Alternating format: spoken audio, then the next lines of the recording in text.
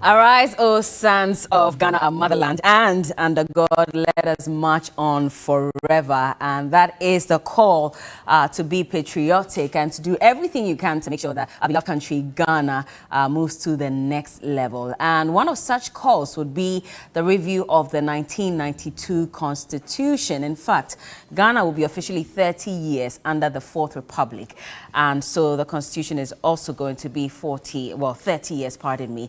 And the question on the minds of many is it about time for us to get a total overhaul of the 92 Constitution? Many Ghanaians are asking for it. In fact, some 11 years ago, there was supposed to have been what we call a constitutional reform after the Constitutional Review Committee was constituted to come up with ideas on how to review that the Constitution. And in fact, they recommended some, changes to the Constitution.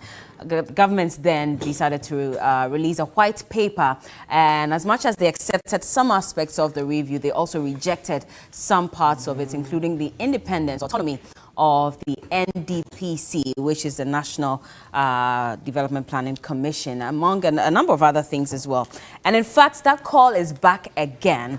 And now the national interest movement is also joining Fix the Country conveners and members to ask for some changes to be made to the 1992 Constitution. We have the founder in the studios with us. In 2012, he represented the CPP as the presidential candidate for that party. And well, we all know him as an agronomist, and he has quite a background in politics as well. And today he's here to tell us about that, petition that was submitted to the Speaker of Parliament to begin a national discourse on a comprehensive amendment of Ghana's 1992 Constitution. Dr. Abu Sakara Foster is here with us. Good morning, sir. Good morning. It's such a pleasure having you in the studios. How have you been? I'm well. Yeah? Very much alive. Okay. I mean, a lot of people are complaining the economy is hard. I know that you have talked about it as well recently, that the economy has been tough and we're still not fixing the problem. Well, of course, some things are long-term. But of course, there are some things which are short-term. I think the fundamental issues regarding the economy has to do with the kind of economy we are trying to build, its architecture, bearing in mind where we stand in the world and what basic resources we have. So there's a limit to what you can do if you take a particular approach.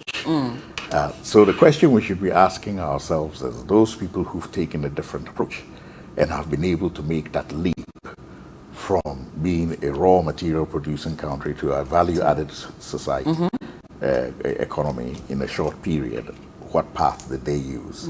Those are the questions we need to ask ourselves. And part of that conversation also has to do with continuity and consistency.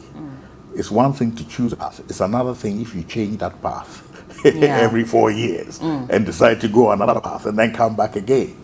These are some of the elements of the discussions that we have in the Constitution, which in fact beg the question as to whether we've made the wrong choices or not regarding entrenching the National Development Plan in the Constitution or not doing it. And why have we done that? And the question comes back to us as a people. People want to have their political manifesto dominate, subsume the National Development Plan. And at the end of the day, when you have that, inevitably you will swing from side to side. Exactly. Those people that we like to compare ourselves to and say they've made progress, why haven't we made the same progress? They didn't have that. They accepted this entrenchment. They had segments. They decided targets within those segments that would be for that particular period. And then, yes, they had more political parties, but they decided amongst themselves how they would achieve that. And they compared themselves to a common reference point against which they will be marked. But you can't have an exam and say, I don't want to be marked according to the examiner's paper. I'll bring my own marking format. And that's basically what we're doing when we refuse to accept a national development plan But that's the thing. I mean, I do understand when you talk about divergent manifestos, and so one party comes to power and they want to achieve a certain plan, so they go with that. But then, especially for this party in power, they chose the path of industrialization. And one would have thought that with that path chosen, we would have made some progress, at least up until now. Well, you don't choose things in isolation. Industrialization hangs on certain things, you know, and you have to create its architecture as a base and then build the other things on top of it. And that means reformatting, you know, your entire approach, and also doing it over an extended period. You don't do it for, you know, 4-8 years, and then because you're gone, somebody comes and says something else, or even the same thing, but does it in a very different way. So these are the things that we talk about in the National Development Plan being entrenched, and how it would help us accumulate progress. It's a cumulative progress. It's not a progress that is on this platform today, then you build here.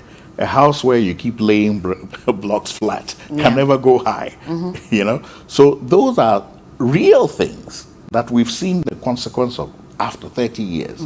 So maybe it's time to say, look, let's stop, take a step back. Are you with me? Look, this is not NDC MPP matter. We as people, as Ghanaians, after all, the Constitution emanates from us, for us. So if some people have taken the trouble to consult a lot of people about this, then why have their voices not been heard and seen in action? Which is the problem, because we've had a report of the, you know, committee that reviewed the Constitution sitting for some 11 years. Until date, we have not implemented all of these recommendations. At least the government then implemented some of them, or decided to go ahead with some of them, and rejected some. That's the problem. You see, when you have a situation where, because I am the person doing it, I can cherry pick the ones that I like and leave the ones that may affect me in a negative way, that's what happens. So we have to go back to the source, which is the people, and say, no, if this thing emanates from the people and the people have elected us, it's not a discussion. We have to do it. You know, it's not a question of saying, yes, oh, I think that we should, you know, allow DCs to be elected, but on partisan basis. That's not what they said. They said we don't want them elected on partisan basis. And they must have a reason for that, because they have seen how in this Fourth Republic, partisanship has divided the nation at the higher level. Extreme partisanship, where we cannot even agree on colors anymore. If this one says it's black, this one must say, no, it's not, it's white. So that kind of division must stop. We must now, at the base of this community, the society, which is our district, have a non-partisan way at arriving at our focus for development. That is all that we're saying. But what another group of people are saying is, no, what we have at the top, we want it to come right down at the bottom. And when you compare yourselves to these other people who you say are ahead of us and we want to be like them, they've not had this kind of division. They've had more cohesion. They've had more consistency in sticking to a plan. Those are things that are fundamental to their progress. So if you want to make that progress, you too have to accept some of those limitations. We're not asking people to abandon their political parties. What we're saying is that the national interest must subsume partisan interests, and that within the framework of the national interest, you can pursue those partisan interests and your personal interests, but they cannot override the national interest, and the Constitution must protect that. But, you know, in a country where we seem to run a bipartisan, you know, community or government, more like, or, you know, a lot of people are either NDC or MPP. I mean, we do know that there are a number of other smaller parties, but we clearly see how they perform when it comes to elections. And so it looks as if, you know, the bigger parties are the ones who always take the greater part of the cake, and then they leave the crumbs for everyone else. And so it makes it very difficult, because I remember, you know, there was a time when people said, we're going to vote for CPP. I think when you ran as, you know, vice president candidate for Dr. Papaya Kwesi Ndum, and people got there and said, I I was going to vote for Dr. Papa Kwesi, but I just thought about it and felt people will waste their votes. So let me also not waste my vote anyway. And so let me go ahead with either MPP or NDC. That has been the problem for quite a very long time now. Well, that is only one of the problems, which is to do with governance. And it's not even the most significant issue in governance where the Constitution is concerned. The most significant one has to do with the excessive powers of the executive vis-a-vis its influence on the legislative and also the judiciary. And that also needs to be corrected. Now, along with those kinds of corrections will come a need, say, to create a chamber where independent bodies can be elected by them so they operate more independently. And also create sources of funding direct from revenue to them so that I cannot use my position as an executive to control an independent body based on funding. Those are important issues. The issue you're talking about is about electoral reforms, which is first to ensure that we have opportunity for a coalition government. Again, that could be another reform where we say, okay, 50% plus one, fine, but within the context of a coalition government, in which case there's opportunity to form a coalition government. And I don't feel I'm going to waste my vote. If I really believe in you, Bella, to deliver the things I want, I can still vote for you, knowing full well that you'll be part of a government and you will champion that cause for me. And if we really wanted to practice democracy in the way that it should be practiced, look around you. You have coalition governments all over the place. You have small movements. Some don't even want to call themselves parties. But they're movements who are concentrated on a particular cause, and they make sure that they put in their members of parliament, their representation, and the government whom they form a coalition with either implements that or they break the government. This is everywhere in Europe. So we don't need to stick to a winner takes all, a Didija politics game. A Didija politics. We'll get into, the statement that was put out by the NIM, which is the National Interest Movement. That some 6 umbrella points on the reforms that they expect in the 1992 Constitution. And top of that list is the NDPC and the fact that we need a long-term national development plan. But we've had the 40-year development plan. It was supposed to have taken effect in 2018. We haven't seen that happen. If we take it all the way back to 1995, there's Vision 2020. That's a 25-year-long development plan that also did not see the light of day. And so we're very good at coming up with some of these plans and policies. But what's going to make this suggestion by the NIM a little different and ensure that it actually is implemented this time around? Quickly, I'll introduce you to my second guest shortly. And so let's take a look again at the national anthem, beautifully performed, and we'll be back to continue this conversation.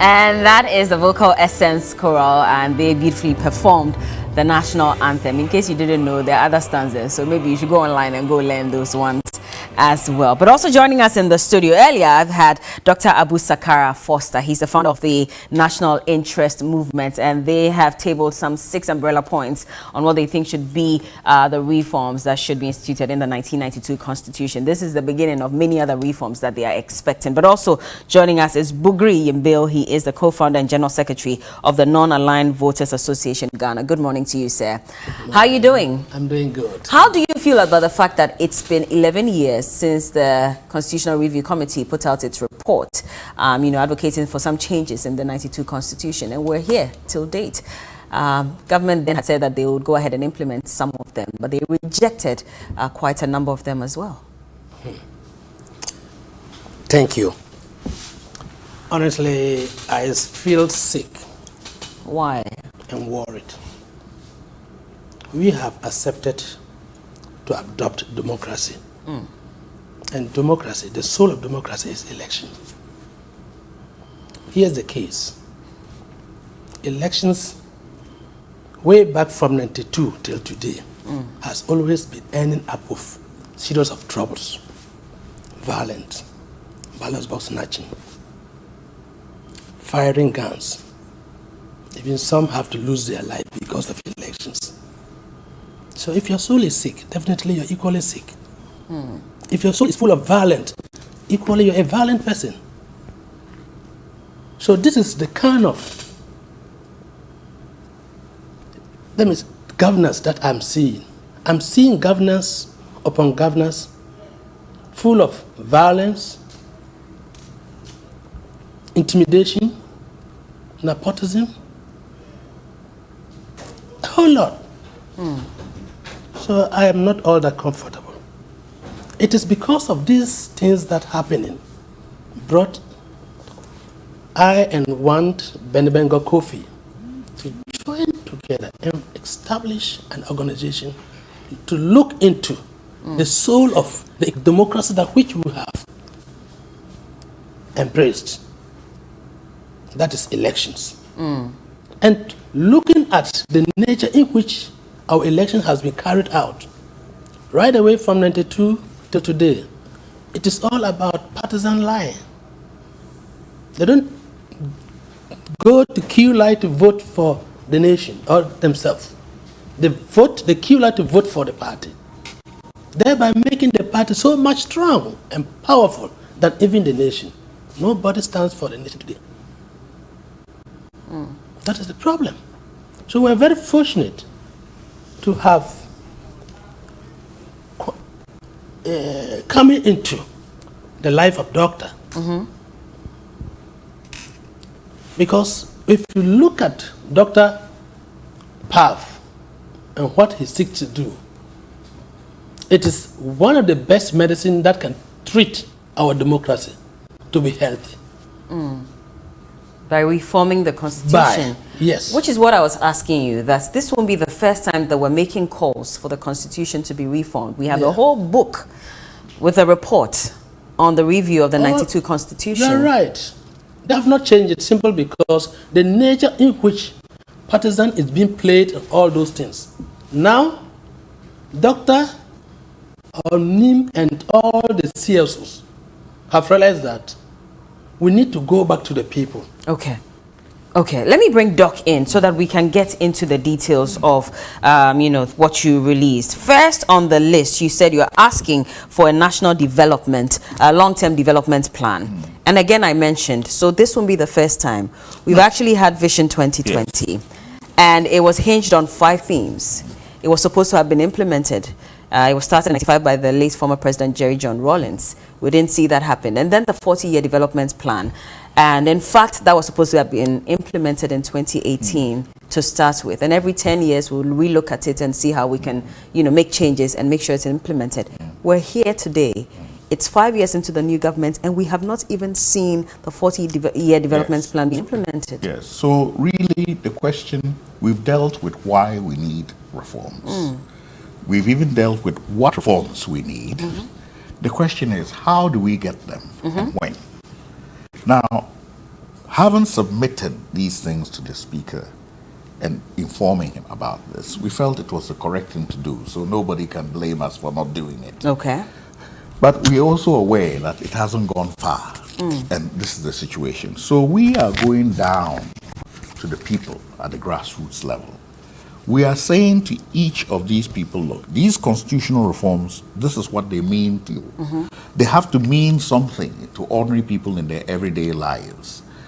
If we talk about meritocracy, what it means is that your child, who is fantastic, has finished university but doesn't know anybody, cannot get a proper job. They are not getting their due merit.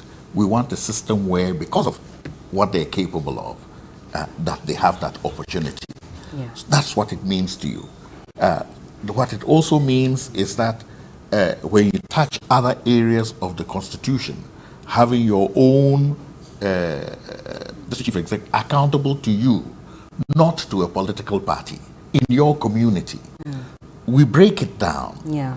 And then after that, we ask them, please append your signature to these reforms so that we can take it back up to the national level.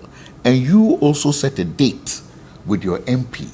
Take these signatures to him. If you have 40 people collecting 100 signatures each, and we organize, we meet in one constituency, collect the signatures one day. Okay. Now book an appointment with your MP. That's 4,000 signatures. Take those to him. We are the people in your constituency. We are registered voters. We are telling you that these constitutional reforms, which have been ignored for so long, we want you to go and put wheels under them in Parliament and move it, so that we'll see that as a product of your work. You can promise us schools and hospitals, all those, anybody will do those. But this one, we want you to do it. Okay. Now, as it so happens, we have a parliament which is almost hung. So this is the ideal time. A lot of people say, oh, but if the parliament is hung, how can you have, 2/3 majority? I said, that is if you're thinking along party lines.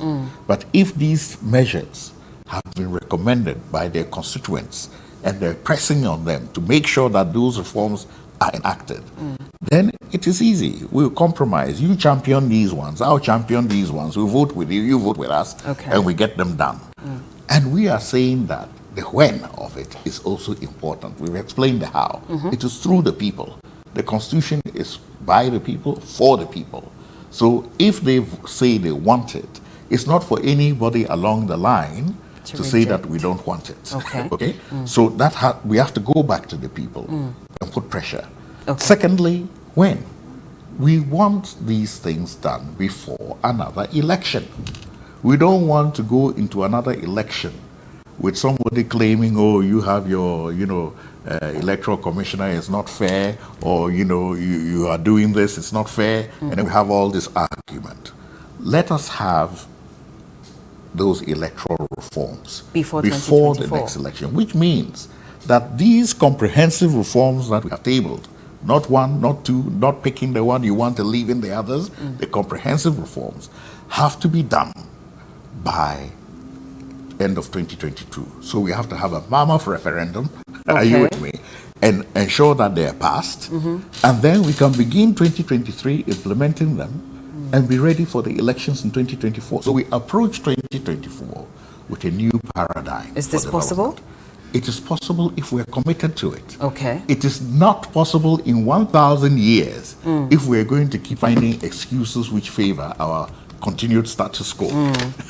I see. Interesting. I mean, well, let's see how many people are going to sign. And I do hope, because a lot of Ghanaians have been calling for a review of the Constitution. And so we do hope that, you will sign it when it gets to your turn. And make sure that you go through the Constitution, also raise some points, which is great, because a lot of people have been saying that we've been calling for the reforms, but you're not pointing out where the problems are. So that for some of us who have not had time to read the Constitution, we'll know that point A is the problem, clause B or C is the problem. But at least that's what you find in, the statement Absolutely. that the NIM has put out as well. That's why I mentioned that some 6 umbrella points were raised, and in there we have the long-term development plan, reform to save decentralization, effectiveness of checks and balances. There's even a part that says you're recommending compulsory military training for national service workers as well.